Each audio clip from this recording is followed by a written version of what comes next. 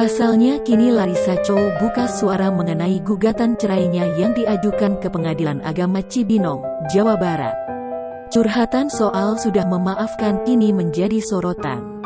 Dalam laman Instagram resminya pada Jumat, 21/5, Larissa Chow dan Alvin Faiz rupanya memilih berdamai dengan semua masalah.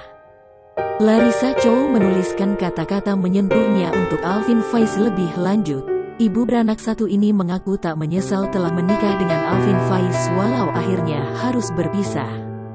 Selain itu, Larissa Chow menuturkan banyak hal baik terjadi selama rumah tangganya. Menantu Ustaz Arifin Ilham ini merasa tak mudah memutuskan untuk mengakhiri rumah tangganya. Ia mengaku mengalami banyak proses sebelum mantap berpisah. Meski demikian, Larissa Chow dan Alvin Faiz saling memaafkan dan ikhlas atas kegagalan rumah tangga.